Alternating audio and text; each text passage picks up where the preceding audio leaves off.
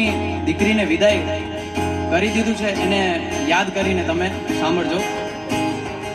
ઓલે આંબલી ને પીપળી રે હે ઓલે આંબલી ને પીપળી રે જોશે